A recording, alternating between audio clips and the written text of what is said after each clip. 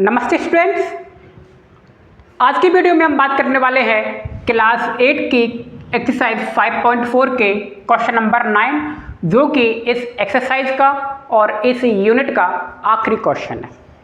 ठीक है, इसके बाद हमारी 5 यूनिट पूरी तरीके से क्या हो जाएगी, खत्म हो जाएगी। तो चलिए क्वेश्चन नंबर 9 के बारे में बात करते हैं। देखिए क्वेश्चन नंबर 9 जो है ना, क्वेश्चन नंबर 8 के ठीक अपोजिट है। ठीक है, देयर आर 500 चिल्ड्रन।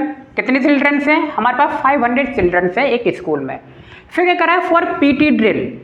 भाई पीटी ड्रिल होती है और पीटी ड्रिल में देखिए कुछ बच्चों को खड़ा किया जाता है, तो उसका अरेंजमेंट क्या है, they have to stand in a manner the number of row is equal to number of column. तो पीटी ड्रिल के लिए स्टूडेंट्स खड़े किए जाते हैं, जितने की रो होती हैं उतने ही कॉलम होते हैं। जैसे कि मान लीजिए किसी रो में 1 2 3 4 5 हैं, तो 5 ही आपके कॉलम में खड़े होंगे। और इस तरीके से मैंने पिछले सवाल में ही बताया था, आपस में क्या होता है, अगर 5 यहाँ पे खड़े हुए हैं और 5 यहाँ पर हैं, तो टोटल जो नंबर ऑफ स्टूडेंट होंगे वो क्या होंगे, 5 × 5 यानी कि 25। वो किसी न किसी नंबर का क्या होता है, स्क्वायर होता है। क्लियर? तो जितने रो में होंगे उतने ही कॉलम में भी होंगे।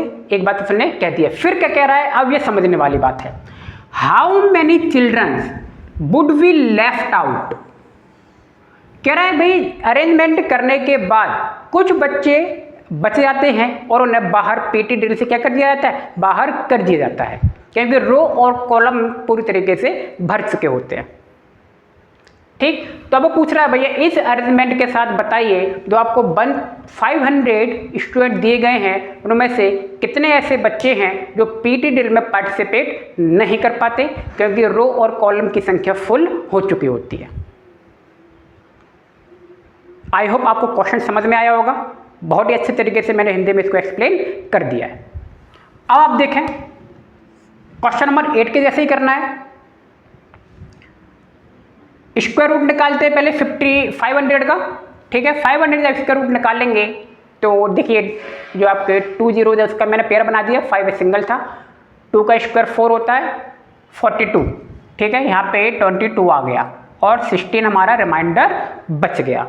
तो ये आंसर आपका 16 ही है, क्योंकि 16 आप देख रहे हो आपका रिमाइंडर लेफ्ट है, यानी कि और 22 आ रहा है, यानी कि 22 रो और 22 कॉलम पूरे तरीके से भर जाएंगे। और उसके बाद आपके कितने बच्चे बचेंगे, 16। तो 22 × 22 कितना होता है, ये शायद 484 का स्क्वायर होता है। तो देखेंगे इतने बच्चे कंप्लीट खड़े हो जाएंगे, 484, 22 रो आ जाएंगे, 22 कॉलम आ जाएंगे, दोनों में सेम नंबर हो गए। बाकी जो 16 बच्चे बचेंगे वो क्या हो जाएंगे, पीटी ड्रिल से बाहर हो जाएंगे, उन्हें नेक्स्ट टाइम मौका दिया जाएगा।